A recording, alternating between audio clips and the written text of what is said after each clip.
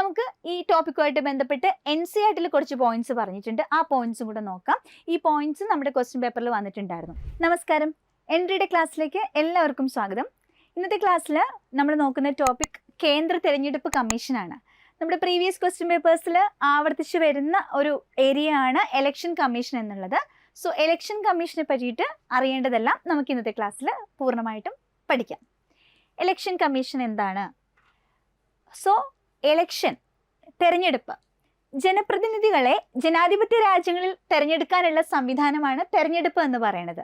Election എന്ന ഒരു സിസ്റ്റത്തിലൂടെയാണ് നമ്മളൊരു ജനാധിപത്യ രാജ്യത്തിൻ്റെ ഒരു ഭാഗമാകുന്നത്, ഒരു ഡെമോക്രാറ്റിക് ആ ഒരു സിസ്റ്റത്തിൻ്റെ ഭാഗമാകുന്നത് എലക്ഷൻ എന്ന് പറഞ്ഞ പ്രോസസ്സിലൂടെയാണ് അല്ലേ. എന്താണ് എലക്ഷൻ എന്ന് പറഞ്ഞാൽ? നമ്മളെ ഭരിക്കേണ്ട ജനപ്രതിനിധികളെ ജനങ്ങൾ തിരഞ്ഞെടുക്കുന്ന ഒരു സംവിധാനമാണ്. അങ്ങനെയുള്ള ഒരു സിസ്റ്റം പോകുന്ന രാജ്യമാണ് ജനാധിപത്യ രാജ്യം എന്ന് പറയുന്നത്.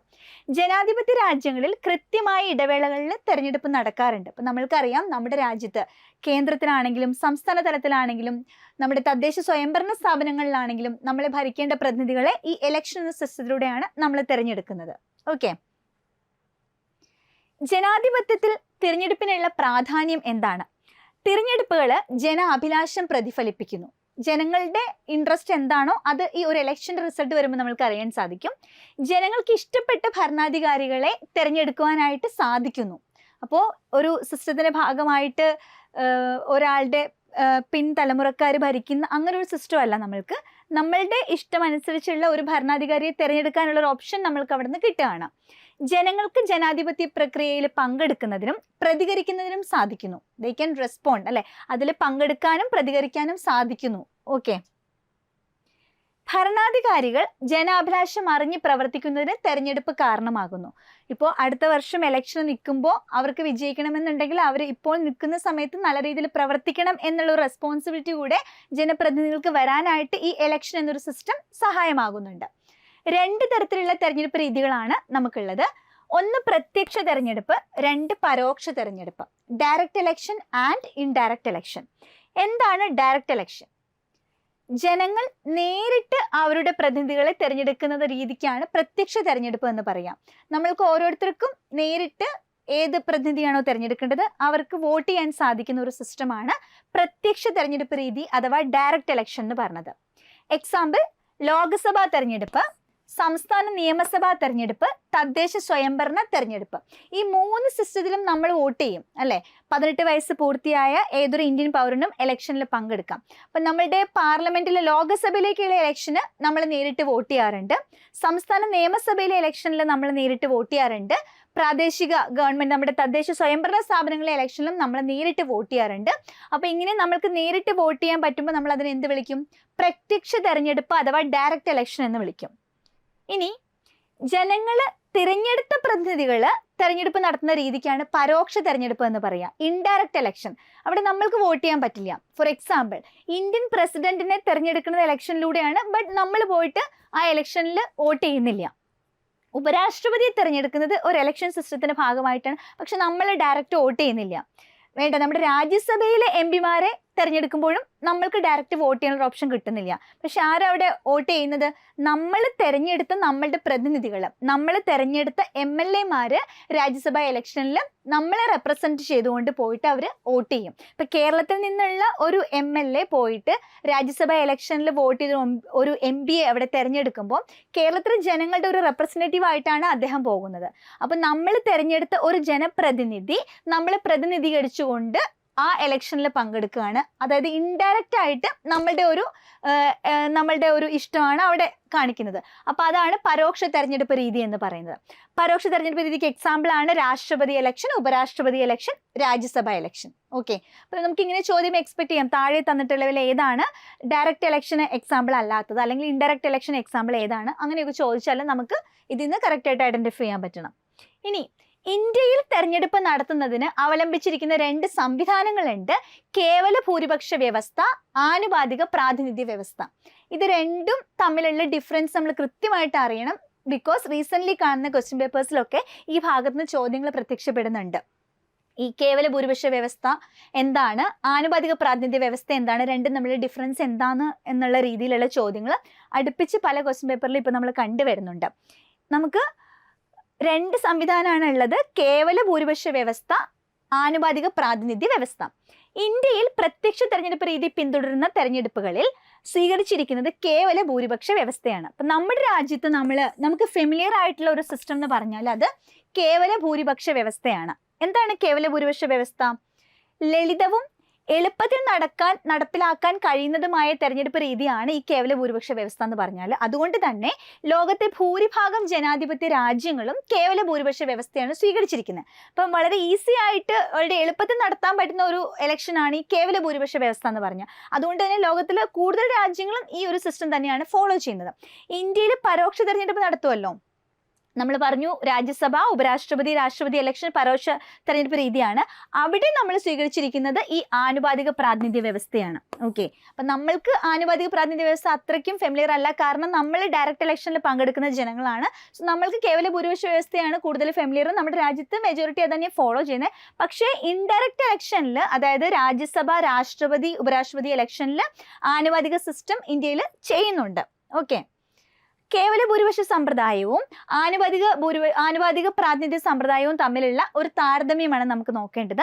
ഇത് ടെക്സ്റ്റ് ബുക്കിൽ, NCERT ടെക്സ്റ്റ് ബുക്കിലൊക്കെ കൃത്യമായിട്ട് ഇങ്ങനെ ഒരു കമ്പാരിസൺ കൊടുത്തിട്ടുണ്ടെന്ന് മാത്രമല്ല, ഇതേ പോയിന്റ്സ് ഇങ്ങനെ തന്നെ നമ്മുടെ ക്വസ്റ്റ്യൻ പേപ്പറിൽ വരുന്നുണ്ട്. ഇങ്ങനെ കോപ്പി പേസ്റ്റ് ചെയ്ത് നമ്മുടെ ക്വസ്റ്റ്യൻ പേപ്പറിൽ വരുന്നുണ്ട് ഈ ഒരു കമ്പാരിസൺ. അപ്പോൾ വളരെ ഇമ്പോർട്ടൻ്റ് ആണ്, ശ്രദ്ധിച്ച് നമുക്ക് ഇപ്പോൾ തന്നെ പഠിച്ചെടുക്കാം. കേവല ഭൂരിപക്ഷ സിസ്റ്റത്തിന് പറയുന്ന ഒരു പേരുണ്ട്, first pass the post, FPTP system. ചില ക്വസ്റ്റ്യൻ പേപ്പറിൽ FPTP സിസ്റ്റം എന്ന് പറഞ്ഞിട്ടാണ് ചോദ്യം പ്രത്യക്ഷപ്പെടുന്നത്. ചില ക്വസ്റ്റ്യൻ പേപ്പേഴ്സിൽ കേവല ഭൂരിപക്ഷ വ്യവസ്ഥ എന്ന് പറഞ്ഞിട്ട് ചോദ്യം വരാറുണ്ട്. അപ്പോൾ FPTP സിസ്റ്റത്തിലെ ഫസ്റ്റ് പോയിന്റ് എന്ന് പറഞ്ഞാൽ നിയോജക മണ്ഡലങ്ങൾ അല്ലെങ്കിൽ ജില്ലകൾ എന്ന് വിളിക്കാവുന്ന ചെറിയ ഭൂപ്രദേശ യൂണിറ്റുകളായി രാജ്യത്തെ വിഭജിച്ചിരിക്കുന്നു. അപ്പം നമ്മുടെ ഇന്ത്യ എന്ന മഹാരാജ്യത്തെ ചെറിയ ചെറിയ ചെറിയ ചെറിയ നിയോജക മണ്ഡലങ്ങളായിട്ട്, ചെറിയ ഭൂപ്രദേശങ്ങളായിട്ട് ഇങ്ങനെ ഡിവൈഡ് ചെയ്യുന്നുണ്ട്. ഓരോ നിയോജക മണ്ഡലങ്ങളിലും ഒരു സ്ഥാനാർത്ഥി, അല്ലെ, ഒരു പാർട്ടിയിൽ നിന്ന് ഒരു സ്ഥാനാർത്ഥി ഇലക്ഷൻ നിൽക്കുന്നുണ്ട്. അപ്പോൾ അവിടുത്തെ പോയിന്റ് ഇതാണ്, ഈ രാജ്യത്തിനെ ചെറിയ ഭൂപ്രദേശം, ആ ചെറിയ എന്നുള്ള വാക്ക് ശ്രദ്ധിച്ചോളുക, ചെറിയ ഭൂപ്രദേശ യൂണിറ്റുകളായിട്ട് രാജ്യത്തെ വിഭജിച്ചിരിക്കുന്നു. എവിടെ? FPTP സിസ്റ്റത്തിൽ, കേവല ഭൂരിപക്ഷ വ്യവസ്ഥയിൽ. ഇനി എല്ലാ നിയോജക മണ്ഡലങ്ങളിൽ നിന്നും ഓരോ പ്രതിനിധികളാണ് തിരഞ്ഞെടുക്കുന്നത്. അവിടെ ഓരോ പ്രതിനിധികൾ, അത് നിങ്ങൾ അണ്ടർലൈൻ ചെയ്ത് ഓർത്ത് വെച്ചോളണം. നമ്മൾ ചെറിയ ചെറിയ ചെറിയ നിയോജക മണ്ഡലങ്ങളിലായിട്ട് രാജ്യത്ത് തിരിക്കും, ചെറിയ ചെറിയ ഭൂപ്രദേശങ്ങൾ. ഓരോ നിയോജക മണ്ഡലത്തിൽ നിന്നും ഓരോ പ്രതിനിധികളെയാണ് തിരഞ്ഞെടുക്കുന്നത്. ഇപ്പം നമ്മളുടെ ഒരു നിയോജക മണ്ഡലത്തിൽ 3 or 4 സ്ഥാനാർത്ഥികൾ നിന്ന് കഴിഞ്ഞാൽ അതിൽ ഒരാളാണ് വിജയിച്ച് പോകുന്നത്, അല്ലേ? ഇപ്പം ലോക്സഭ ഇലക്ഷൻ നടക്കുമ്പോൾ ഇപ്പം നമ്മുടെ സംസ്ഥാനത്ത് നമുക്കറിയാം എല്ലാ കോൺഗ്രസ്, കമ്മ്യൂണിസ്റ്റ്, BJP ഒക്കെ ഇലക്ഷൻ നിൽക്കും. പക്ഷെ ഒരാളാണ് വിജയിക്കുന്നത്. അപ്പോൾ ഒരു പ്രതിനിധിയാണ് ഒരു നിയോജക മണ്ഡലത്തിൽ നിന്നും തിരഞ്ഞെടുക്കപ്പെടുന്നത്. വോട്ടർമാർ ഒരു സ്ഥാനാർത്ഥിക്കാണ് വോട്ട് നൽകുന്നത്. അവിടെ നിങ്ങൾ ഈ സ്ഥാനാർത്ഥി എന്ന ഭാഗം ഒന്ന് അണ്ടർലൈൻ ചെയ്ത് ശ്രദ്ധിച്ചോളാം. നമ്മൾ വോട്ട് ചെയ്യുന്നത് ഒരു സ്ഥാനാർത്ഥിക്കാണ്. അവിടെ നമ്മൾ ഒരു പാർട്ടി എന്ന രീതിയിലല്ല, ഒരു സ്ഥാനാർത്ഥിക്കാണ് നമ്മൾ വോട്ട് ചെയ്യുന്നത്. ഒരു പാർട്ടിക്ക് കിട്ടിയ വോട്ടിന്റെ ശതമാനത്തേക്കാൾ കൂടുതൽ സീറ്റ് നിയമനിർമ്മാണ സഭയിൽ ലഭിക്കാം. അതായത് ഒരു പാർട്ടിക്ക് മൊത്തം എത്ര വോട്ട് കിട്ടിയിട്ടുണ്ട്, ആ വോട്ടിന്റെ എണ്ണത്തിനേക്കാളും കൂടുതൽ നമ്പർ ഓഫ് സീറ്റ് ചിലപ്പോൾ നിയമനിർമ്മാണ സഭയിൽ കിട്ടാം എന്നോർത്തോളാം. പാർട്ടിക്ക് കിട്ടിയ വോട്ടിന്റെ ശതമാനം എടുത്തു കഴിഞ്ഞാൽ ആ വോട്ടിന്റെ ശതമാനത്തിനേക്കാളും കൂടുതൽ നമ്പർ ഓഫ് സീറ്റ്സ് എവിടെ കിട്ടാം? അവർക്ക് നിയമനിർമ്മാണ സഭയിൽ കിട്ടാം. ഏതിൽ? FPTP സിസ്റ്റത്തിൽ. അപ്പം നമ്മൾ 3-4 പോയിന്റ്സ് പറഞ്ഞു FPTP. എന്തൊക്കെയാണ് ആ പോയിന്റ്സ് ഒന്നുകൂടെ നമുക്കൊന്ന് ഓർക്കാം. ഫസ്റ്റ് പറഞ്ഞ പോയിന്റ് എന്താ? രാജ്യത്തെ ചെറിയ ചെറിയ ചെറിയ ഭൂപ്രദേശങ്ങളാക്കി നിയോജക മണ്ഡലങ്ങളായിട്ട് തിരിക്കും. ഇനി ഓരോ നിയോജക മണ്ഡലത്തിൽ നിന്നും ഓരോ പ്രതിനിധിയെ തിരഞ്ഞെടുക്കുന്നു. വോട്ടർമാർ ഒരു സ്ഥാനാർത്ഥിക്കാണ് അവിടെ വോട്ട് നൽകുന്നത്. പിന്നെയോ ഒരു പാർട്ടിക്ക് കിട്ടിയ വോട്ടിനേക്കാൾ കൂടുതൽ സീറ്റ് ചിലപ്പോൾ അവർക്ക് നിയമനിർമ്മാണ സഭയിൽ കിട്ടിയേക്കാം.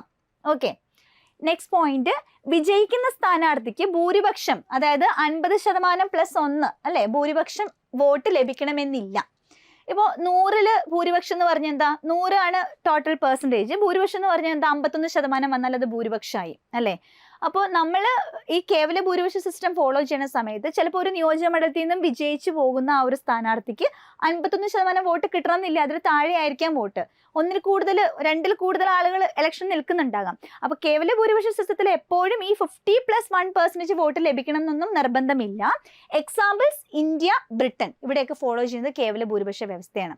അപ്പോൾ കേവല ഭൂരിപക്ഷ വ്യവസ്ഥയിലെ ഈ പോയിന്റ്സ് നമുക്ക് ഒന്നുകൂടെ പറയാം. എന്തൊക്കെയാണ് പോയിന്റ്സ്? രാജ്യത്തെ ചെറിയ ചെറിയ നിയോജക മണ്ഡലങ്ങളായിട്ട് തിരിച്ചിട്ടുണ്ട്. ഓരോ നിയോജക മണ്ഡലത്തിൽ നിന്നും ഓരോ പ്രതിനിധിയെയാണ് തിരഞ്ഞെടുക്കുന്നത്. പിന്നെയോ വോട്ടർമാർ വോട്ട് ചെയ്യുന്നത് ആർക്കാണ്? ആ ഒരു സ്ഥാനാർത്ഥിക്കാണ് വോട്ട് ചെയ്യുന്നത്. ടോട്ടൽ പെർസെൻറ്റേജ് അവർക്ക് കിട്ടിയ വോട്ടിന്റെ പെർസെൻറ്റേജിനേക്കാൾ കൂടുതൽ സീറ്റ് ചിലപ്പോൾ അവർക്ക് നിയമനിർമ്മാണ സഭയിൽ കിട്ടിയേക്കാം. ജയിക്കുന്ന സ്ഥാനാർത്ഥിക്ക് ഭൂരിപക്ഷം വോട്ട് ലഭിക്കണമെന്നില്ല. Example India, Britain. ഇനി നമുക്ക് റെപ്രസെൻറ്റേറ്റീവ് സിസ്റ്റം, അതായത് ആനുപാതിക പ്രാതിനിധ്യ സിസ്റ്റത്തിന്റെ പ്രത്യേകതകൾ നോക്കാം, കമ്പയർ ചെയ്യാൻ നമുക്ക്. ഇവിടുത്തെ ഫസ്റ്റ് പോയിന്റ്, വലിയ ഭൂപ്രദേശത്തെ നിയോജക മണ്ഡലങ്ങളായി നിജപ്പെടുത്തിയിരിക്കുന്നു. ഇവിടെ നിങ്ങൾ അണ്ടർലൈൻ ചെയ്യേണ്ട പോയിന്റ് വലിയ. ആദ്യം നമ്മൾ FPTP എന്താ പറഞ്ഞേ? ചെറിയ ഭൂപ്രദേശമായിട്ടാണ് രാജ്യത്തിനെ ഇങ്ങനെ ഡിവൈഡ് ചെയ്ത് ചെറിയ ചെറിയ ഭൂപ്രദേശമാക്കിയിട്ട് ഒരു നിയോജക മണ്ഡലം ആക്കുകയാണെങ്കിൽ ഇവിടെ വലിയ ഭൂപ്രദേശമാണ്. ഒരു നിയോജക മണ്ഡലം എന്ന് പറഞ്ഞ ഒരു വലിയ ഭൂപ്രദേശമാണ്. ചിലപ്പോൾ രാജ്യം മുഴുവനും ഒറ്റ നിയോജക മണ്ഡലമായിരിക്കും. ഓക്കെ, ഇതേ പോയിന്റ് ക്വസ്റ്റ്യൻ പേപ്പറിൽ വന്നിട്ടുണ്ട് കേട്ടോ. ഇതിൽ ഏത് താഴെ തന്നിട്ടുള്ളവയിൽ ഇതിന്റെ പ്രത്യേകതകളിൽ പെടാത്തത് ഏത്, പെടുന്നത് എന്നുള്ള രീതിയിൽ ചോദിച്ചിട്ടുണ്ട്. അപ്പോൾ ചെറിയ കണ്ടാൽ എന്താണ്? FPTP ആണ്. വലിയ ഭൂപ്രദേശമാണെന്നുണ്ടെങ്കിൽ ആനുപാതിക സിസ്റ്റമാണ്. ചിലപ്പോൾ രാജ്യം മുഴുവനും ഒറ്റ നിയോജക മണ്ഡലമായിട്ടും അവിടെ കൺസിഡർ ചെയ്യാം. ഒരു നിയോജക മണ്ഡലത്തിൽ നിന്ന് തന്നെ ഒന്നിലധികം പ്രതിനിധികളെ തിരഞ്ഞെടുക്കാം. നമ്മൾ ആദ്യം എന്താ പറഞ്ഞത്? FPTP-യിൽ ഒരു നിയോജക മണ്ഡലത്തിൽ നിന്നും ഓരോ പ്രതിനിധികളെയാണ് തിരഞ്ഞെടുക്കുന്നതെങ്കിൽ ആനുപാതിക പ്രാതിനിധ്യ വ്യവസ്ഥയിൽ ഒരു നിയോജക മണ്ഡലത്തിൽ നിന്ന് തന്നെ ഒന്നിലധികം, അതാണ് അവിടെ നമ്മൾ അണ്ടർലൈൻ ചെയ്യേണ്ടത്, ഒന്നിലധികം പ്രതിനിധികളെ തിരഞ്ഞെടുക്കാം. ഡിഫറൻസ് മനസ്സിലായോ? ഇനി വോട്ടർമാര് പാർട്ടിക്കാണ് വോട്ട് നൽകുന്നത്. FPTP-യിൽ കേവല ഭൂരിപക്ഷ വ്യവസ്ഥയിൽ നമ്മൾ ആർക്കാ വോട്ട് ചെയ്യുന്നത്? വോട്ടർമാർ സ്ഥാനാർത്ഥിക്കാണ് വോട്ട് ചെയ്യുന്നതെന്നുണ്ടെങ്കിൽ ഇവിടെ നമ്മൾ അണ്ടർലൈൻ ചെയ്യേണ്ടത് പാർട്ടി. വോട്ടർമാർ പാർട്ടിക്കാണ് വോട്ട് ചെയ്യുന്നത്. അടുത്ത പോയിന്റ്, ഓരോ പാർട്ടിക്കും അവർക്ക് ലഭിച്ച വോട്ടിന് ആനുപാതികമായിട്ടാണ് സീറ്റ് ലഭിക്കുന്നത്. അത് നമ്മൾ എന്താ പറഞ്ഞേ? FPTP സിസ്റ്റത്തിൽ റീസെൻ്റ്ലി നടന്ന എക്സാമിന് ഈ ഒരു പോയിന്റ് ചോദിച്ചിട്ടുണ്ടായിരുന്നു. FPTP സിസ്റ്റത്തിൽ വോട്ട് എങ്ങനെയാണ് വരുന്നത്? ചിലപ്പോൾ അവർക്ക് കിട്ടുന്ന വോട്ടിന്റെ പെർസെൻറ്റേജിനേക്കാൾ കൂടുതൽ സീറ്റ് അവർക്ക് നിയമനിർമ്മാണ സഭയിൽ കിട്ടാം. സീറ്റ് കൂടുതലും വോട്ട് കുറവായിട്ട് വരാം. പക്ഷേ ആനുപാതിക സിസ്റ്റത്തിൽ എങ്ങനെയാണ്? എത്ര വോട്ട് ഉണ്ടോ അതിനൊരു ആനുപാതികമായിട്ട് ആ സീറ്റ് കിട്ടുകയുള്ളൂ. വോട്ടും സീറ്റും പ്രൊപ്പോർഷണൽ ആയിരിക്കും. റെപ്രസെൻറ്റേറ്റീവ് സിസ്റ്റത്തിൽ വോട്ടിന് ആനുപാതികമായിട്ടായിരിക്കും എന്ത് കിട്ടുക? സീറ്റ് കിട്ടുക. ക്ലിയർ? നെക്സ്റ്റ് പോയിന്റ്, വിജയിക്കുന്ന സ്ഥാനാർത്ഥിക്ക് ഭൂരിപക്ഷം വോട്ട് ലഭിക്കും. മുന്നേ നമ്മൾ എന്താ പറഞ്ഞേ? കേവല ഭൂരിപക്ഷ സിസ്റ്റത്തിൽ വിജയിക്കുന്ന പാർട്ടിക്ക് എപ്പോഴും 50% +1 ആ ഒരു അത്രയും വോട്ട് കിട്ടണം എന്നില്ല വിജയ ശതമാനം എന്ന് പറഞ്ഞു. പക്ഷെ ഇവിടെ വിജയിക്കുന്ന സ്ഥാനാർത്ഥിക്ക് എപ്പോഴും എന്ത് കിട്ടും? ഭൂരിപക്ഷം വോട്ട് ലഭിക്കും. ഉദാഹരണം, ഇത് ഫോളോ ചെയ്യുന്ന കൺട്രീസ് ആണ് ഇസ്രയേൽ, നെതർലൻഡ്സ് ഒക്കെ. അപ്പൊ നമുക്കിനി ഒന്ന് കമ്പയർ ചെയ്യാം. കേവല ഭൂരിപക്ഷ സിസ്റ്റത്തിലെ ഫസ്റ്റ് പോയിന്റ് എന്താ പറഞ്ഞേ? രാജ്യത്തിനെ ചെറിയ ചെറിയ ചെറിയ ഭൂപ്രദേശങ്ങളായിട്ട് തിരിക്കും. റെപ്രസെൻറ്റേറ്റീവ് സിസ്റ്റത്തിൽ എന്താ പറയുന്നത്? വലിയ ഭൂപ്രദേശമായിരിക്കും. ചിലപ്പോൾ രാജ്യം തന്നെ ഒരു നിയോജക മണ്ഡലമായിട്ട് എടുക്കാം. കേവല ഭൂരിപക്ഷ സിസ്റ്റത്തിൽ ഓരോ നിയോജക മണ്ഡലത്തിൽ നിന്നും ഓരോ സ്ഥാനാർത്ഥിയെ തിരഞ്ഞെടുക്കുമ്പോൾ ആനുപാതിക പ്രാതിനിധ്യ സിസ്റ്റത്തിൽ എങ്ങനെയാണ്? ഓരോ നിയോജക മണ്ഡലത്തിൽ നിന്നും ഒന്നിലധികം പ്രതിനിധികളെ തിരഞ്ഞെടുക്കാം. FPTP-യിൽ കേവല ഭൂരിപക്ഷ വ്യവസ്ഥയിൽ വോട്ടർമാർ വോട്ട് ചെയ്യുന്ന സ്ഥാനാർത്ഥിക്കാണെങ്കിൽ ആനുപാതിക പ്രാതിനിധ്യ വ്യവസ്ഥയിൽ വോട്ടർമാർ വോട്ട് ചെയ്യുന്ന ആർക്കാണ്? പാർട്ടിക്കാണ്. FPTP സിസ്റ്റത്തിൽ ടോട്ടൽ വോട്ടിനേക്കാളും കൂടുതൽ സീറ്റ് അവർക്ക് നിയമനിർമ്മാണ സഭയിൽ ലഭിക്കാം. എന്നാൽ റെപ്രസെൻറ്റേറ്റീവ് സിസ്റ്റം ആണെന്നുണ്ടെങ്കിൽ വോട്ടിന് ആനുപാതികമായിട്ടായിരിക്കാം സീറ്റ് ലഭിക്കുന്നത്. വിജയിക്കുന്ന സ്ഥാനാർത്ഥിക്ക് 50% +1% വോട്ട് ലഭിക്കണമെന്നില്ല FPTP-യിൽ. പക്ഷേ ഇവിടെ അവർക്ക് ഭൂരിപക്ഷം വോട്ട് ലഭിക്കുന്നു. കേവല ഭൂരിപക്ഷ സിസ്റ്റത്തിന് എക്സാമ്പിൾ ഏതൊക്കെ രാജ്യങ്ങളാണ്? India, Britain. ഇതിന് എക്സാമ്പിൾ ഇസ്രയേൽ, നെതർലൻഡ്സ്. അപ്പോൾ നമ്മൾ കണ്ടത് FPTP അഥവാ കേവല ഭൂരിപക്ഷ സിസ്റ്റവും റെപ്രസെൻറ്റേറ്റീവ് സിസ്റ്റം അഥവാ ആനുപാതിക പ്രാതിനിധ്യ സിസ്റ്റവും തമ്മിലുള്ള ഒരു കമ്പാരിസൺ ആണ്. അപ്പോൾ ഇവിടുന്ന് ചോദ്യങ്ങൾ ഇങ്ങനെ താഴെ തന്നിട്ടുള്ളവയിൽ FPTP-യുടെ പ്രത്യേകതകളിൽ പെടാത്തത് ഏത്? അപ്പോൾ 2-3 പോയിന്റ്സിന് കൂടെ ഒരെണ്ണം ഇതിൽ നിന്ന് എടുത്തിടും, റെപ്രസെൻറ്റേറ്റീവ് സിസ്റ്റം എടുത്തിടും, അല്ലെങ്കിൽ തിരിച്ചും ചോദിക്കാം. അപ്പോൾ കൃത്യമായ ധാരണ ഉണ്ടെങ്കിൽ ഈസി ആയിട്ട് നമുക്ക് ആ ക്വസ്റ്റിനെ ആൻസർ ചെയ്യാനായിട്ട് സാധിക്കും. ഇനി നമുക്ക് നമ്മുടെ ടോപ്പിക്കിലോട്ട് വരാം. ഭരണഘടനാ സ്ഥാപനങ്ങളും അവയുടെ ചുമതലകളും എന്ന് പറഞ്ഞിട്ട് ഇന്ത്യൻ ഭരണഘടനയിൽ നമുക്ക് പഠിക്കാനുള്ള ഒരു ടോപ്പിക് ഉണ്ട്. അതിൻ്റെ അകത്ത് വരുന്ന ഒരു ഭരണഘടനാ സ്ഥാപനമാണ് തെരഞ്ഞെടുപ്പ് കമ്മീഷൻ. ഇലക്ഷൻ കമ്മീഷൻ ഒരു കോൺസ്റ്റിറ്റ്യൂഷണൽ ബോഡിയാണ്, അതായത് ഭരണഘടനാ സ്ഥാപനമാണ്. ഇന്ത്യൻ ഭരണഘടനയിൽ അതിനൊരു ആർട്ടിക്കിൾ ഉണ്ട് അല്ലെ?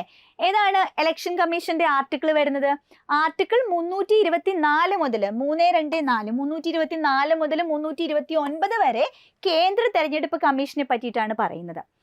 തെരഞ്ഞെടുപ്പ് കമ്മീഷനെ പ്രതിപാദിക്കുന്ന ഭരണഘടനയുടെ വകുപ്പ് ഏത്? ആർട്ടിക്കിൾ 324. വെരി ഇമ്പോർട്ടൻറ്റ് ക്വസ്റ്റ്യൻ, ഒരുപാട് തവണ ക്വസ്റ്റ്യൻ പേപ്പറിൽ കണ്ടിട്ടുണ്ട്. കേന്ദ്ര തെരഞ്ഞെടുപ്പ് കമ്മീഷൻ നിലവിൽ എന്നാണ് നിലവിൽ വന്നത്? 1950 ജനുവരി മാസം 25-ാം തീയതി ഇന്ത്യ റിപ്പബ്ലിക് ആകുന്നതിന്റെ തലേ ദിവസമാണ് ഇലക്ഷൻ കമ്മീഷൻ വരുന്നത്. കേന്ദ്ര തെരഞ്ഞെടുപ്പ് കമ്മീഷൻ വരുന്നത് 1950 ജനുവരി 25. ഓക്കെ, അപ്പോൾ ഇലക്ഷൻ കമ്മീഷന്റെ ആർട്ടിക്കിൾ നമ്മൾ പഠിക്കുന്നു. ആർട്ടിക്കിൾ 324, 329 വരെ ഇലക്ഷൻ കമ്മീഷനെ പറ്റിയാണ് പറയുന്നത്. നിലവിൽ വന്നത് 1950 ജനുവരി 25. 2011 മുതൽ ജനുവരി 25 എന്ന ദിവസം ദേശീയ സമ്മതിദായക ദിനമായിട്ട് ആചരിക്കുന്നു. എന്നാണ് ദേശീയ സമ്മതിദായക ദിനമായിട്ട് നമ്മൾ ഇന്ത്യയിൽ ആഘോഷിക്കുന്ന അല്ലെ ആചരിക്കുന്നത്? അത് ജനുവരി മാസം 25-ാം തീയതിയാണ് വോട്ടേഴ്സ് ഡേ. എന്ന് മുതൽ? 2011 മുതൽ.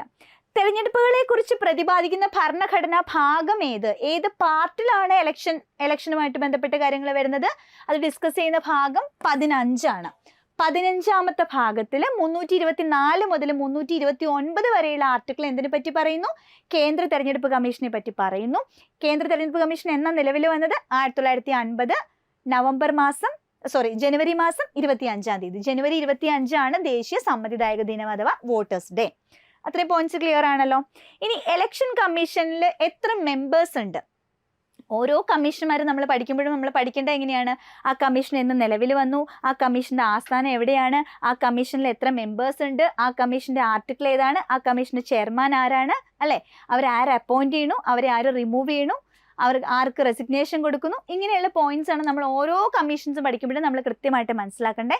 ഇന്ന് നമ്മൾ ഇലക്ഷൻ കമ്മീഷന്റെ കംപ്ലീറ്റ് പോയിന്റ്സ് നോക്കുകയാണ്. ആർട്ടിക്കിൾ പഠിച്ചു 324 പാർട്ട് 15 ആണെന്ന് പറഞ്ഞു. ഇനി ഇതിനകത്ത് എത്ര മെമ്പേഴ്സ് ഉണ്ട്? ഒരു ചീഫ് ഇലക്ഷൻ കമ്മീഷണറും 2 ഇലക്ഷൻ കമ്മീഷണർമാരും അടങ്ങുന്ന 3 അംഗ കമ്മീഷനാണ് കേന്ദ്ര തെരഞ്ഞെടുപ്പ് കമ്മീഷൻ.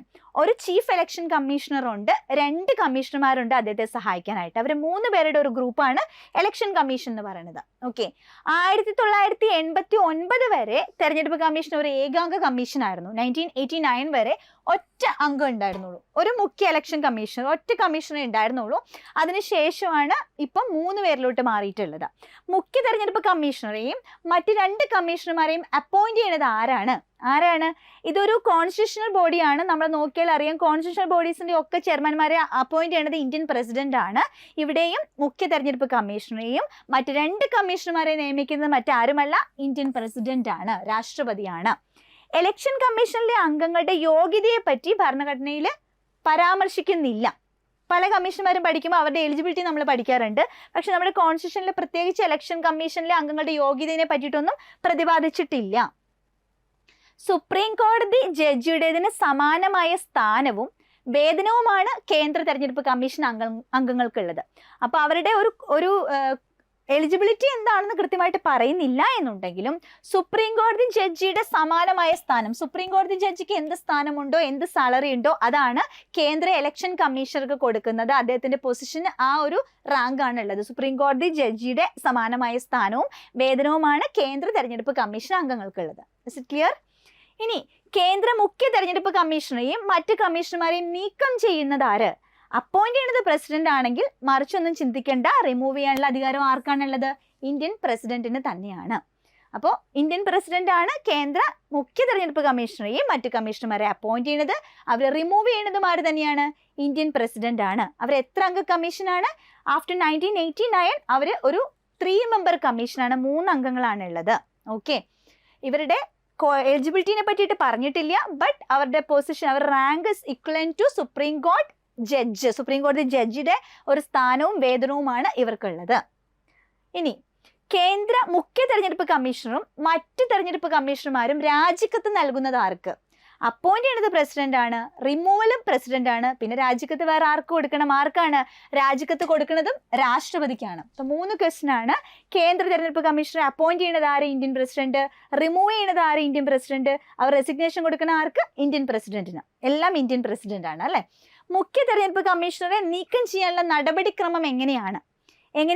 ഇവരുടെ സ്ഥാനം സുപ്രീം കോടതി ജഡ്ജിനെ ഇക്വലന്റ് ആണെന്ന് പറഞ്ഞു. സുപ്രീം കോടതി ജഡ്ജിനെ അങ്ങനെ പെട്ടെന്ന് റിമൂവ് ചെയ്യാൻ പറ്റില്ല. സുപ്രീം കോടതി ജഡ്ജിനെ റിമൂവ് ചെയ്യണം എന്നുണ്ടെങ്കിൽ അവിടെ അതിൻ്റെതായ ലോകസഭയിലും രാജ്യസഭയിലും ഒക്കെ അത് ഡിസ്കസ് ചെയ്തല്ലേ, അങ്ങനെയാണ് റിമൂവ് ചെയ്യേണ്ട ഒരു പ്രൊസീജിയർ ഉണ്ട്. അതേ രീതി ആ ഒരു ഇംപീച്ച്മെന്റ് പ്രോസസ്സാണ്. രാഷ്ട്രപതിനെ റിമൂവ് ചെയ്യണേനെയാണ് നമ്മൾ നോർമലി ഇംപീച്ച്മെന്റ് എന്ന പദം ഉപയോഗിക്കാറ്. പക്ഷെ ആ ഇംപീച്ച്മെന്റിന്റെ നടപടിക്രമം എന്താണോ അതേ പ്രൊസീജിയറിലാണ് സുപ്രീം കോടതി ജഡ്ജിമാരെ റിമൂവ് ചെയ്യുന്നത്. അതേ പ്രൊസീജിയറിലാണ് ഈ ഒരു ഇലക്ഷൻ കമ്മീഷനെ റിമൂവ് ചെയ്യുന്നത്. അപ്പൊ അവരുടെ റിമൂവ് ചെയ്യുന്നതിനുള്ള നടപടിക്രമം ഇംപീച്ച്മെന്റിന് തുല്യമാണോ എന്നൊരു സ്റ്റേറ്റ്മെന്റ് ചോദിച്ചാൽ, അല്ലെങ്കിൽ ശരിയോ തെറ്റോ എന്ന് ചോദിച്ചാൽ യെസ്, ബിക്കോസ് കേന്ദ്ര ഇലക്ഷൻ കമ്മീഷണർ നമ്മുടെ സുപ്രീം കോടതി ജഡ്ജും ഇക്വലന്റ് ആണ് സ്ഥാനത്തിൽ. അതുകൊണ്ട് തന്നെ ഇവരുടെ റിമൂവൽ പ്രോസസ്സ് അഥവാ നടപടിക്രമം എന്ന് പറഞ്ഞത് ഇംപീച്ച്മെന്റ് പ്രൊസീജിയർ ആണ്. സുപ്രീം കോടതി ജഡ്ജിയെ മാറ്റുന്ന അതേ രീതി തന്നെയാണ്. ക്ലിയർ ആണല്ലോ. ഇനി കേന്ദ്ര തെരഞ്ഞെടുപ്പ് കമ്മീഷണറെ നീക്കം ചെയ്യുന്നതിനുള്ള കാരണങ്ങൾ, റിമൂവ് ചെയ്യണം എന്നുണ്ടെങ്കിൽ അതിന് എന്ത് കാരണം ഉണ്ടാവണം? തെളിയിക്കപ്പെട്ട ദുർവൃത്തി അല്ലെങ്കിൽ അപ്രാപ്തി, ആളുടെ ഒരു ഇനബിലിറ്റി, അവരുടെ ഡ്യൂട്ടി ചെയ്യാൻ ഒരു കഴിവില്ലായ്മ വരുമ്പോഴോ അല്ലെങ്കിൽ എന്തെങ്കിലും അവരുടേതായ ഭാഗത്ത് നിന്ന് തെറ്റായ ഒരു പ്രവൃത്തി, ഒരു ദുർവൃത്തി തെളിയിക്കപ്പെടുകയോ ചെയ്താലാണ് അവർ റിമൂവ് ചെയ്യേണ്ട ഒരു സാഹചര്യം വരുന്നുള്ളൂ. ഓക്കെ, അപ്പൊ തെളിയിക്കപ്പെട്ട ദുർവൃത്തി അല്ലെങ്കിൽ അപ്രാപ്തിയാണ് റിമൂവ് ചെയ്യാനുള്ള കാരണമായിട്ട് പറയുന്നത്. ഇലക്ഷൻ കമ്മീഷന്റെ റെസ്പോൺസിബിലിറ്റീസ് എന്തൊക്കെയാണ്, ചുമതലകൾ എന്തൊക്കെയാണ്, ഇതിങ്ങനെ തന്നെ ക്വസ്റ്റ്യൻ പേപ്പറിൽ ചോദിച്ചിട്ടുണ്ട്. ഇതിൽ താഴെ തന്നിട്ടുള്ളവയിൽ ഇലക്ഷൻ കമ്മീഷന്റെ ചുമതലയിൽ പെടാത്തത് ഏത് എന്ന് പറഞ്ഞിട്ട് ചോദ്യം ചോദിച്ചിട്ടുണ്ട്. ഓക്കെ, അപ്പൊ ചുമതലകൾ എന്തൊക്കെയാണ് നമുക്ക് പഠിക്കാതെ തന്നെ നമുക്ക് അറിയാൻ പറ്റും അല്ലെ, നമുക്ക് ചിന്തിച്ചാൽ മനസ്സിലാക്കാം. ഇലക്ഷൻ കമ്മീഷൻ മെയിൻലി എന്തിനാണ്? നമ്മുടെ ഇലക്ഷൻ നടത്താനാണ്. അപ്പൊ ഇലക്ഷന്റെ മേൽനോട്ടമൊക്കെ അദ്ദേഹം ആയിരിക്കും ചെയ്യുന്നത്. സോ തെരഞ്ഞെടുപ്പിന് മേൽനോട്ടം വഹിക്കൽ അവരുടെ ഒരു ചുമതലയാണ്. വോട്ടർ പട്ടിക തയ്യാറാക്കൽ, വോട്ടേഴ്സ് ലിസ്റ്റ് തയ്യാറാക്കുന്നത് ഇദ്ദേഹത്തിന്റെ ഒരു മേൽനോട്ടത്തിലാണ്, ഇലക്ഷൻ കമ്മീഷന്റെ ചുമതലയാണ് വോട്ടർ പട്ടിക തയ്യാറാക്കുക എന്നുള്ളത്. തെരഞ്ഞെടുപ്പ് പ്രക്രിയയുടെ വിവിധ ഘട്ടങ്ങളുടെ തീയതി പ്രഖ്യാപിക്കൽ, നേരത്തെ പറയുമല്ലോ ഇന്ന ദിവസമാണ് ഇലക്ഷൻ നടക്കാൻ പോകുന്നത്, ഈ ദിവസമായിരിക്കും വോട്ടെണ്ണൽ, ഈ ദിവസമായിരിക്കും ഫലപ്രഖ്യാപനം എന്നൊക്കെ നമുക്ക് നേരത്തെ അറിയാൻ സാധിക്കാറുണ്ട്. ഈ ഡേറ്റ്സ് ഒക്കെ, ഈ വിവിധ ഘട്ടങ്ങളുടെ തീയതിയൊക്കെ അനൗൺസ് ചെയ്യുന്നത് ആരാണ്? ഈ ഇലക്ഷൻ കമ്മീഷൻ ആണ്. ഓക്കെ, തെരഞ്ഞെടുപ്പ് ചിഹ്നങ്ങൾ അനുവദിക്കൽ, ഓരോ പാർട്ടിക്കും ഓരോ ചിഹ്നങ്ങൾ അനുവദിച്ചു കൊടുക്കുന്നതും ആരാണ്? ഇലക്ഷൻ കമ്മീഷനാണ്. എല്ലാവർക്കും അവനവന് ഇഷ്ടപ്പെട്ട ചിഹ്നം എപ്പോഴും കിട്ടണം എന്നില്ല, ഇലക്ഷൻ കമ്മീഷനാണ് ചിഹ്നങ്ങൾ അനുവദിക്കുന്നത്. അപ്പൊ 4 പോയിന്റ്സ് നമ്മൾ കണ്ടു. അവരുടെ ഉത്തരവാദിത്തങ്ങൾ എന്തൊക്കെയാണ്? ഇലക്ഷന് മേൽനോട്ടം വഹിക്കുക, പിന്നെ വോട്ടർ പട്ടിക തയ്യാറാക്കുക, ഇലക്ഷനുമായിട്ട് ബന്ധപ്പെട്ട ഡേറ്റ്സ് ഒക്കെ അനൗൺസ് ചെയ്യുക, ചിഹ്നങ്ങൾ അനുവദിക്കുക. തീർന്നില്ല റെസ്പോൺസിബിലിറ്റി. പെരുമാറ്റച്ചട്ടം രൂപീകരിക്കൽ, ഇലക്ഷനുമായിട്ട് ബന്ധപ്പെട്ടിട്ടുള്ള റൂൾസ്, അവരുടെ പെരുമാറ്റച്ചട്ടം രൂപീകരിക്കുന്നതൊക്കെ ആരാണ്? ഇലക്ഷൻ കമ്മീഷനാണ്. ഇനി തെരഞ്ഞെടുപ്പ് ഉദ്യോഗസ്ഥരുടെ നിയമനവും പരിശീലനവും, ഇലക്ഷന് വേണ്ടിയിട്ട് ഉദ്യോഗസ്ഥന്മാരെ നിയമിക്കാറുണ്ട്, അവർക്ക് വേണ്ട പരിശീലനം കൊടുക്കാറുണ്ട്. ഇതൊക്കെ ആരുടെ ചുമതലയാണ്? ഇലക്ഷൻ കമ്മീഷണറുടെ ചുമതലയാണ്. തെരഞ്ഞെടുപ്പ്, വോട്ടെണ്ണൽ, ഫലപ്രഖ്യാപനം ഇതൊക്കെ ഇലക്ഷൻ കമ്മീഷന്റെ റെസ്പോൺസിബിലിറ്റിയാണ്. തെരഞ്ഞെടുപ്പ് കണക്കുകൾ പരിശോധിക്കൽ, ഏറ്റവും കൂടുതൽ ഈ പണവുമായിട്ട് ബന്ധപ്പെട്ടുള്ള കണക്കും കാര്യങ്ങളൊക്കെ നടക്കുന്നത് ഇവിടെയാണ് അല്ലേ. കാരണം ഇലക്ഷൻ നിൽക്കണം എന്നുണ്ടെങ്കിൽ അവര് കുറച്ച് പണം കെട്ടിവെക്കണം, ഇതിൽ മൊത്തത്തിൽ പണത്തിന്റെ ഇടപാടുകളുണ്ട്. അപ്പൊ തെരഞ്ഞെടുപ്പ് കണക്കുകളൊക്കെ പരിശോധിക്കുന്നത് ആരാണ്? ഇലക്ഷൻ കമ്മീഷനാണ്. അപ്പൊ അത്രയുമാണ് ഇലക്ഷൻ കമ്മീഷന്റെ ചുമതലകൾ. എന്തൊക്കെയാണ് നമുക്ക് ഒന്നുകൂടെ ഒന്ന് പറയാം. ഇലക്ഷൻ കമ്മീഷൻ ചുമതലകൾ: 1, ഇലക്ഷന്റെ മേൽനോട്ടം വഹിക്കല്; 2, വോട്ടർ പട്ടിക തയ്യാറാക്കുക; 3, ഇലക്ഷനുമായിട്ട് ബന്ധപ്പെട്ട വിവിധ ഡേറ്റ്സ് അനൗൺസ് ചെയ്യുക; ഇനി തെരഞ്ഞെടുപ്പ് ചിഹ്നങ്ങൾ അനുവദിക്കുക; പെരുമാറ്റച്ചട്ടം രൂപീകരിക്കല്; ഉദ്യോഗസ്ഥന്മാരെ നിയമനവും അവരുടെ പരിശീലനവും; തെരഞ്ഞെടുപ്പ്, വോട്ടെണ്ണൽ, ഫലപ്രഖ്യാപനം, തെരഞ്ഞെടുപ്പ് കണക്കുകൾ പരിശോധിക്കൽ ഇതെല്ലാം ആരുടെ ചുമതലയാണ്? ഇലക്ഷൻ കമ്മീഷന്റെ ചുമതലയാണ്. ഇനി കേന്ദ്ര തെരഞ്ഞെടുപ്പ് കമ്മീഷണറായ ഒരു മലയാളി, ആദ്യ മലയാളി എന്ന് പറയാം, ആരാണ്? TN ശേഷനാണ് കേന്ദ്ര തെരഞ്ഞെടുപ്പ് കമ്മീഷണറായ ആദ്യ മലയാളി. രമൺ മാഗ്സസെ പുരസ്കാരം നേടിയിട്ടുള്ള ഇലക്ഷൻ കമ്മീഷണറാണ് TN ശേഷൻ. തെരഞ്ഞെടുപ്പ് കമ്മീഷണറുടെ കാലാവധി പറഞ്ഞില്ലല്ലോ, എത്ര വർഷമാണ് കാലാവധി? 6 വർഷം അഥവാ 65 വയസ്സാണ്. ഒരു ഇലക്ഷൻ കമ്മീഷണറെ അപ്പോയിന്റ് ചെയ്ത് കഴിഞ്ഞാൽ ഐദർ 6 years ഓർ 65 years. ആദ്യം ഏതാണോ കംപ്ലീറ്റ് ചെയ്യുന്നത്, ആദ്യം 65 വയസ്സ് പൂർത്തിയാകുകയാണെങ്കിൽ അപ്പോൾ ആള് മാറും. അല്ല 65 വയസ്സൊന്നും ആയിട്ടില്ലെങ്കിൽ ആള് അധികാരത്തിലേറി 6 വർഷം കഴിയുമ്പോൾ പുതിയ ആള് വരാണ്. അപ്പൊ 6 years ഓർ 65 years ആണ് ഇലക്ഷൻ കമ്മീഷണറുടെ കാലാവധി.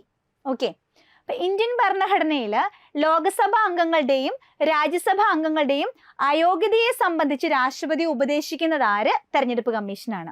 അപ്പൊ തെരഞ്ഞെടുപ്പ് കമ്മീഷന്റെ മെയിൻ ഉത്തരവാദിത്തങ്ങൾ നമ്മൾ കണ്ടു. ഇലക്ഷനുമായിട്ട് ബന്ധപ്പെട്ട് ഇലക്ഷന്റെ വോട്ടർ പട്ടിക തയ്യാറാക്കുക, ഇലക്ഷന്റെ വോട്ടെണ്ണൽ, ഫലപ്രഖ്യാപനം, ഇതിന്റെ തെരഞ്ഞെടുപ്പിന്റെ കണക്കുകൾ പരിശോധിക്കുക, അവരുടെ പെരുമാറ്റച്ചട്ടം നോക്കുക, പിന്നെ എന്താണ്, ഇലക്ഷനുമായിട്ട് ബന്ധപ്പെട്ട് കംപ്ലീറ്റ് ഉദ്യോഗസ്ഥന്മാരുടെ നിയമനവും പരിശീലനവും ഇതൊക്കെ ചെയ്യുന്ന ഇലക്ഷൻ കമ്മീഷനാണ്. ഇത് കൂടാണ്ട് ഇദ്ദേഹത്തിനുള്ള റെസ്പോൺസിബിലിറ്റിയാണ് ലോകസഭാ അംഗങ്ങളുടെയും രാജ്യസഭാ അംഗങ്ങളുടെയും അയോഗ്യതയെ സംബന്ധിച്ച് രാഷ്ട്രപതി ഉപദേശിക്കുക. ഇപ്പൊ അയോഗ്യത എന്ന് പറയുമ്പോൾ കൂറുമാറ്റമൊക്കെ നിങ്ങൾ കേട്ടിട്ടുണ്ടാവില്ല, കൂറുമാറ്റം നമ്മൾ പഠിക്കുന്നതാണ്. അപ്പൊ കൂറുമാറ്റത്തിലൂടെയൊക്കെ നമ്മൾ ഒരാൾ കൂറുമാറി അപ്പോൾ അവര് അയോഗ്യത പ്രഖ്യാപിക്കുമല്ലോ. അപ്പൊ അവിടെയൊക്കെ ഈ അയോഗ്യതയുമായിട്ട് ബന്ധപ്പെട്ട് ലോകസഭാ അംഗങ്ങളുടെയും രാജ്യസഭാ അംഗങ്ങളുടെയും ഒക്കെ അയോഗ്യതയുമായിട്ട് ബന്ധപ്പെട്ടൊക്കെ രാഷ്ട്രപതിനെ ഉപദേശിക്കുന്നത് ആരാണ്? ഇലക്ഷൻ കമ്മീഷനാണ്. ഓക്കെ.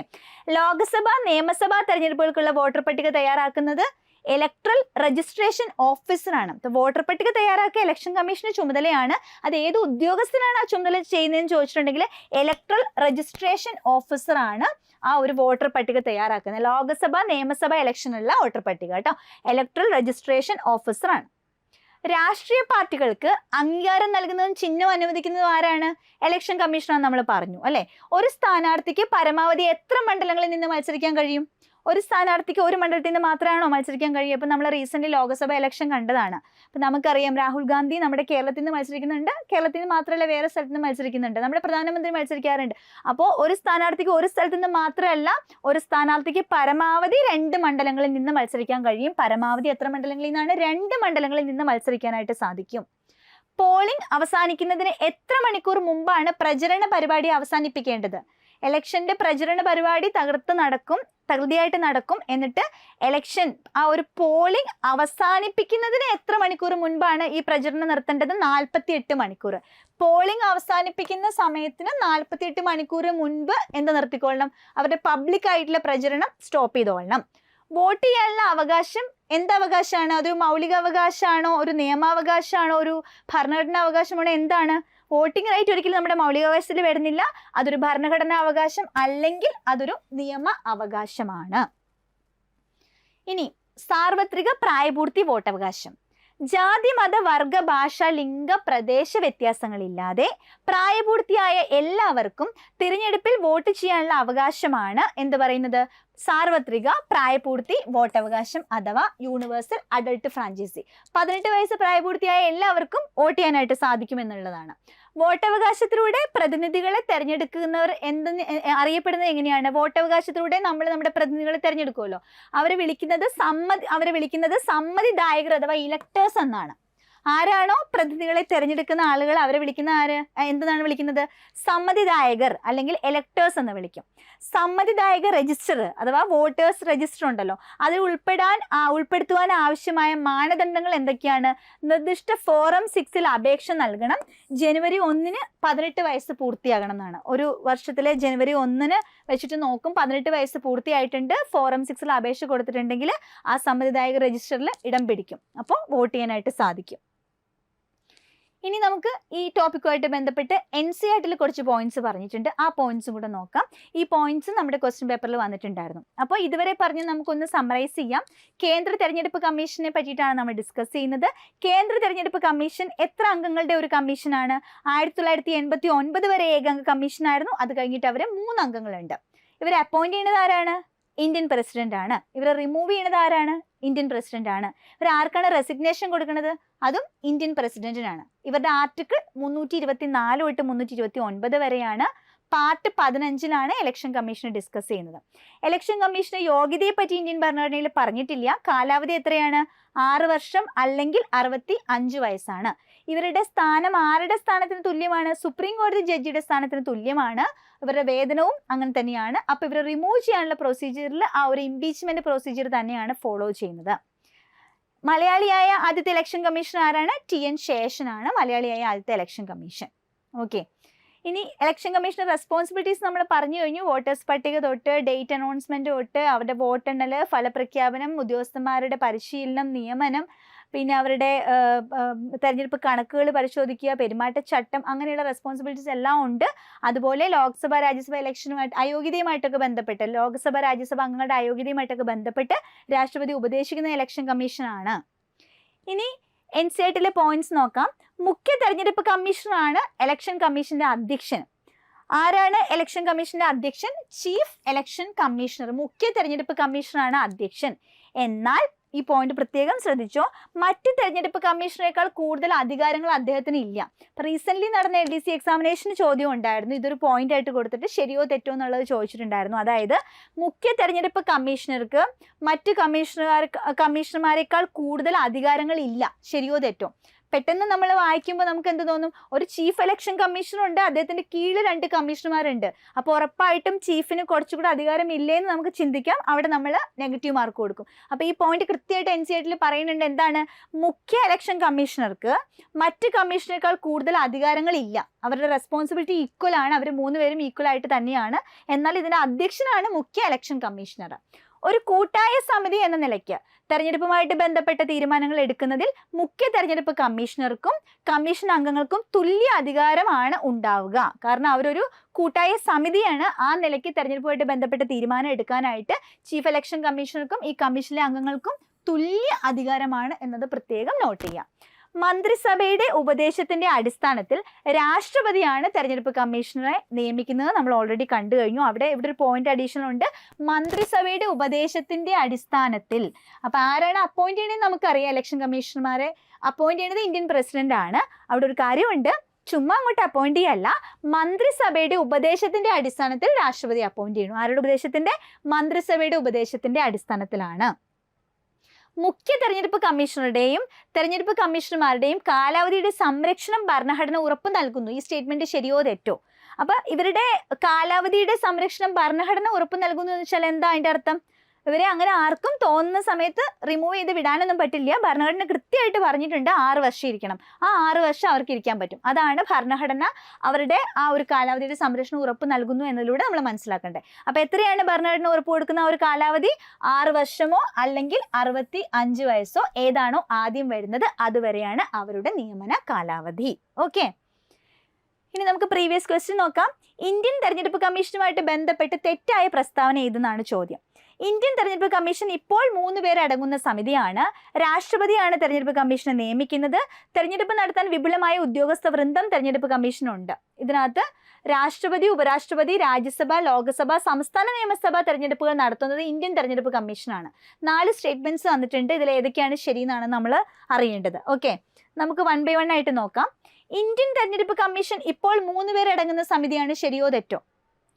100% ശരിയാണ് അല്ലേ? 3 പേരാണ്. 1989 ശേഷം അവർ 3 പേരാണെന്ന് നമ്മൾ പലതവണ പറഞ്ഞു. സ്റ്റേറ്റ്മെന്റ് നമ്പർ 1 കറക്റ്റ് ആണ്, ശരിയാണ്. 1 ശരിയാണ്. രാഷ്ട്രപതിയാണ് തെരഞ്ഞെടുപ്പ് കമ്മീഷൻ നിയമിക്കുന്നത്. ശരിയാണോ? ഓഫ് കോഴ്സ് രാഷ്ട്രപതിയാണ് നിയമിക്കുന്നത് നമ്മൾ പറഞ്ഞതാണ്. അതും ശരിയായ സ്റ്റേറ്റ്മെന്റ് ആണ്. തേർഡ് വൺ, തെരഞ്ഞെടുപ്പ് നടത്താൻ വിപുലമായ ഉദ്യോഗസ്ഥ വൃന്ദം തെരഞ്ഞെടുപ്പ് കമ്മീഷൻ ഉണ്ടോ? ഒരു ഭയങ്കര വിപുലമായ ഒരു ഉദ്യോഗസ്ഥ വൃന്ദം ഉണ്ടെന്ന് നമ്മളിവിടെ എവിടെയെങ്കിലും കണ്ടോ? കണ്ടിട്ടില്ല അല്ലേ? നമുക്ക് ആ പോയിന്റ് ഒന്ന് ഹോൾഡ് ചെയ്യാം. 1ഉം 2ഉം എന്താണെങ്കിലും ശരിയാണ്. അപ്പോൾ 1ഉം 2ഉം ശരിയെന്ന് പറയുമ്പോൾ 1ഉം 2ഉം ഇല്ലാത്ത ഓപ്ഷനൊക്കെ നമുക്ക് ഇവിടുന്ന് കട്ട് ചെയ്ത് കളഞ്ഞാലോ? ബി കട്ട് ചെയ്ത് കളയാം, 3 മാത്രം എന്ന് പറഞ്ഞിരിക്കുന്നു. സി കട്ട് ചെയ്ത് കളയാം അല്ലേ? ഇനി എ അല്ലെങ്കിൽ ഡി ആയിരിക്കും റൈറ്റ് ആൻസർ വരണത്. ഇനി 4മത്തെ നോക്കൂ. രാഷ്ട്രപതി, ഉപരാഷ്ട്രപതി, രാജ്യസഭ, ലോകസഭ, സംസ്ഥാന നിയമസഭ തെരഞ്ഞെടുപ്പുകൾ നടത്തുന്നത് ഇന്ത്യൻ തെരഞ്ഞെടുപ്പ് കമ്മീഷനാണ്. ആണോ? രാഷ്ട്രപതിയുടെ ഇലക്ഷൻ നടത്തുന്ന ആരാ? കേന്ദ്ര തെരഞ്ഞെടുപ്പ് കമ്മീഷനാണ്. ഉപരാഷ്ട്രപതിയുടെ ആരാണ്? കേന്ദ്ര തെരഞ്ഞെടുപ്പ് കമ്മീഷനാണ്. രാജ്യസഭ, ലോകസഭ ഇലക്ഷൻ ആരാ നടത്തുക? കേന്ദ്ര തെരഞ്ഞെടുപ്പ് കമ്മീഷനാണ്. സംസ്ഥാന നിയമസഭ ഇലക്ഷൻ നടത്തുന്ന ആരാണ്? അവിടെ നമുക്കൊന്ന് കൺഫ്യൂഷൻ വന്നേക്കാം. ഇനി സംസ്ഥാനത്തും ഉണ്ടല്ലോ ഇലക്ഷൻ കമ്മീഷൻ, ആ കമ്മീഷനാണോ നമ്മുടെ സംസ്ഥാനത്തെ ഇലക്ഷൻ നടത്തുന്നതെന്നൊരു കൺഫ്യൂഷൻ വന്നേക്കാം. പ്രത്യേകം നോട്ട് ചെയ്യണം, അല്ല, നമ്മുടെ നിയമസഭ ഇലക്ഷൻ നടത്തുന്നത് ആര് തന്നെയാണ്? കേന്ദ്ര ഇലക്ഷൻ കമ്മീഷൻ തന്നെയാണ് നടത്തുന്നത്. പിന്നെ സംസ്ഥാന ഇലക്ഷൻ കമ്മീഷന്റെ റോൾ എന്താ? അവർ ഏത് ഇലക്ഷനാണ് നടത്തുക? അവർ നമ്മുടെ പഞ്ചായത്ത് ഇലക്ഷൻ നടത്തുന്ന അവരാണ്. ആര്? സംസ്ഥാന ഇലക്ഷൻ കമ്മീഷനാണ്. അല്ലാണ്ട് നമ്മുടെ നിയമസഭ ഇലക്ഷനും ലോകസഭ ഇലക്ഷനും രാജ്യസഭ ഇലക്ഷനും പ്രസിഡന്റ് ഇലക്ഷനും ഉപരാഷ്ട്രപതി ഇലക്ഷനും ഒക്കെ ആരാ നടത്തുന്നത്? കേന്ദ്ര ഇലക്ഷൻ കമ്മീഷനാണ്. അപ്പോൾ ഇത് 100% ഒരു ട്രൂ സ്റ്റേറ്റ്മെന്റ് ആണ്. 1, 2, 4 ശരിയാണ് അല്ലേ? 1, 2, 4 ശരിയാണ്. 1, 2, 4 എന്നുള്ള ഒറ്റ ഓപ്ഷനേ ഉള്ളൂ ഇതാ ഇവിടെ. അപ്പം നമുക്ക് 3 തെറ്റാന്ന് പറയാം അല്ലേ? കാരണം എന്താണ്? 3 തെറ്റാണ്, 3 മാത്രമാണ്. ഇവിടെ തെറ്റാണോ ചോദ്യം? ചോദ്യം ഒന്ന് നോക്കിക്കേ. തെറ്റായ പ്രസ്താവനയാണ് ചോദ്യം കേട്ടോ, നിങ്ങൾ ശ്രദ്ധിക്കണം. ഇത് ശരിയായ പ്രസ്താവനയല്ല, തെറ്റായ പ്രസ്താവനയാണ്. അപ്പം നമുക്ക് 1ഉം 2ഉം ശരിയാണെന്ന് പറഞ്ഞു, 3 തെറ്റാന്ന് നമ്മൾ കണ്ടുപിടിച്ചു. എന്താണെങ്കിലും 4 ശരിയാന്ന് പറഞ്ഞു. അപ്പം നമ്മുടെ ആൻസർ ഏത് വരും? 1ഉം 2ഉം 4ഉം ശരിയാണ്. നമുക്ക് വേണ്ടത് എന്താണ്? തെറ്റായ പ്രസ്താവനയായിരുന്നു. അപ്പം നമുക്ക് 1ഉം 2ഉം 4ഉം മാറ്റിക്കഴിഞ്ഞാൽ പിന്നെ ഒരേ ഒരു ഓപ്ഷനേ ഉള്ളൂ. ഏതാണ്? ഇതാ 3 മാത്രം. ബി 3 മാത്രം എന്നുള്ളതാണ് തെറ്റായ പ്രസ്താവന. തെറ്റായ പ്രസ്താവന. നമ്മളോട് ചോദിച്ച ചോദ്യത്തിനനുസരിച്ച് വേണം ആൻസർ കൊടുക്കാനായിട്ട്. ഇപ്പൊ കണ്ടോ, ഞാൻ ശരിയായ പ്രസ്താവനയാന്ന് വെച്ചിട്ട് അവിടെ ടിക്ക് ചെയ്തു. ഇതേപോലെ നമുക്ക് എക്സാം ഹോളിൽ വരാം. നമ്മുടെ ചോദ്യം നമ്മൾ 2 പ്രാവശ്യം വായിച്ചു നോക്കണം. തെറ്റായ പ്രസ്താവനയെ ചോദിച്ചിട്ടുണ്ടായിരുന്നേ. അപ്പോൾ തെറ്റായ പ്രസ്താവന ഏതാണ്? ഇതുപോലെ നമുക്ക് അബദ്ധം പറ്റൂലേ, നമ്മൾ ശരിയാണെന്ന് വിചാരിച്ചിട്ട് നമ്മൾ A കൊടുക്കും. പക്ഷെ ചോദ്യം 2 തവണ നോക്കണം നിങ്ങൾ. തെറ്റായ പ്രസ്താവനയാണ്. അപ്പം ഇവിടെ 3 മാത്രമാണ് തെറ്റായ പ്രസ്താവന. അപ്പൊ ആദ്യമേ തന്നെ നമുക്ക് വേണമെങ്കിൽ ഇവിടുന്ന് 1 ശരിയെന്ന് മനസ്സിലാക്കുമ്പോൾ തന്നെ നമുക്ക് എന്ത് ചെയ്യാം, തെറ്റായ പ്രസ്താവനയല്ലേ ചോദ്യത്തിൽ ചോദിച്ചേക്കണേ, അപ്പോൾ 1 ശരിയാണല്ലോ. അപ്പൊ നമുക്ക് 1 നമ്മുടെ ആൻസർ ആയിട്ട് എന്തായാലും വരില്ല. അപ്പോൾ 1 ഉള്ളത് അവിടെ നിന്ന് തന്നെ വേണമെങ്കിൽ നമുക്ക് എലിമിനേറ്റ് ചെയ്ത് കളയാം. നമുക്ക് ഇങ്ങനെ ചെയ്യുന്നതിന് പകരം എലിമിനേഷൻ മെത്തേഡിൽ നമുക്ക് തെറ്റായ പ്രസ്താവനയാണ് ചോദിച്ചേക്കുന്നത്. അപ്പോൾ 1 ശരിയാണെന്ന് നമ്മൾ മനസ്സിലാക്കി, 2 ശരിയാണെന്ന് നമ്മൾ മനസ്സിലാക്കി. അപ്പോൾ 1, 2 നമ്മുടെ ആൻസറിൽ വരില്ല. അപ്പോൾ 1, 2 ഉള്ളത് ഒന്ന് കട്ട് ചെയ്ത് കളഞ്ഞു നോക്കി. 1 ഇവിടെ വന്നു, 1 ഇവിടെ വന്നു. അപ്പം നമുക്ക് എയും ഡിയും പോയി. ഇനി 4ാമത്തെ ശരിയെന്ന് മനസ്സിലായി കഴിഞ്ഞാൽ നമുക്ക് 4 ഉള്ളതും കളഞ്ഞാലും നമുക്ക് ഡയറക്റ്റ് 3 മാത്രം തെറ്റെന്നുള്ള ആൻസറിട്ട് വരാൻ പറ്റും. അപ്പം 3ാമത്തെ സ്റ്റേറ്റ്മെന്റിനെ പറ്റി വ്യക്തമായ ധാരണ ഇല്ലെങ്കിലും 1ഉം 2ഉം 4ഉം ക്ലിയർ കട്ടായിട്ട് നമുക്ക് അറിയാമെന്നുണ്ടെങ്കിൽ ഒന്നും പേടിക്കണ്ട, എലിമിനേഷനിലൂടെ നമ്മുടെ ആൻസറിട്ട് നമുക്ക് വരാനും പറ്റും. ഓക്കെ, സ്ഥാനാർത്ഥികൾ നാമനിർദ്ദേശ പത്രിക സമർപ്പിക്കുന്നത് ആരുടെ മുന്നിലാണ്?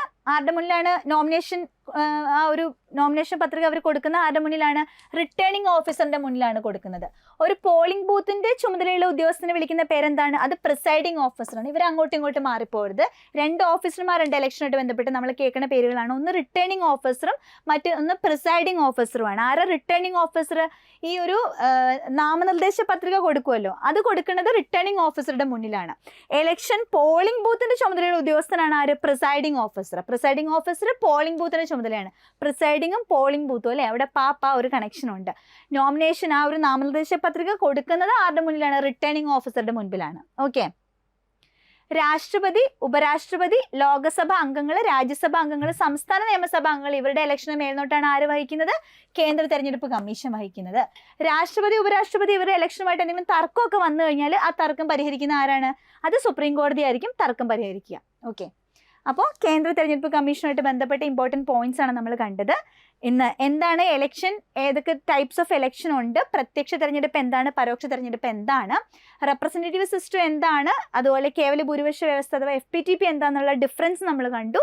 കേന്ദ്ര തെരഞ്ഞെടുപ്പ് കമ്മീഷൻ എന്ന് പറഞ്ഞ ഒരു കോൺസ്റ്റിറ്റ്യൂഷണൽ ബോഡിയുടെ സ്ട്രക്ചർ, അതിൻ്റെ ആർട്ടിക്കിൾ 324, അതിൻ്റെ പാർട്ട് 15, അതിൽ എത്ര അംഗങ്ങളുണ്ട്, ആര് അപ്പോയിൻറ്റ് ചെയ്യണു, ആര് റിമൂവ് ചെയ്യണം, ആരുടെ അടുത്ത് റെസിഗ്നേഷൻ കൊടുക്കുന്നു, അവരുടെ കാലാവധി എത്രയാണ്, അവരുടെ സ്ഥാനം ആർക്ക് തുല്യമാണ്, അവരുടെ ചുമതലകൾ എന്തൊക്കെയാണ് എന്നുള്ളത് നമ്മൾ ഡീറ്റെയിൽ ആയിട്ട് കണ്ടു. ഓക്കെ, അപ്പോൾ നമ്മുടെ ഇപ്പോഴത്തെ മുഖ്യ തെരഞ്ഞെടുപ്പ് കമ്മീഷണർ ആര്? ഈ ചോദ്യത്തിൻ്റെ ഉത്തരം നിങ്ങൾ ഈ വീഡിയോയുടെ താഴെ കമൻറ്റ് ചെയ്യണം. ഓക്കെ, നിങ്ങൾക്ക് വീഡിയോസ് ഉപകാരപ്പെടുന്നുണ്ട്, ക്ലാസ്സസ് യൂസ്ഫുൾ ആണെന്ന് തോന്നുകയാണെങ്കിൽ തീർച്ചയായിട്ടും നിങ്ങൾ എൻട്രിയുടെ ഈ ഒരു യൂട്യൂബ് ചാനൽ സബ്സ്ക്രൈബ് ചെയ്യണം. ഇത് പരമാവധി നിങ്ങളുടെ സുഹൃത്തുക്കൾക്ക് നിങ്ങൾ ഈ വീഡിയോ ഷെയർ ചെയ്ത് കൊടുക്കണം. ഓക്കെ, കൂടുതൽ ഡീറ്റെയിൽസ് കാര്യങ്ങളൊക്കെ അറിയാനായിട്ട് നിങ്ങൾക്ക് ഇവിടെ കമൻറ്റ് ചെയ്തിട്ടുള്ള ആ ലിങ്കിൽ കയറിയിട്ട് നിങ്ങൾക്ക് ഫില്ല് ചെയ്യാവുന്നതുമാണ്. അപ്പോൾ നമുക്ക് വീണ്ടും കാണാം. വീണ്ടും കാണുന്നവരേക്കും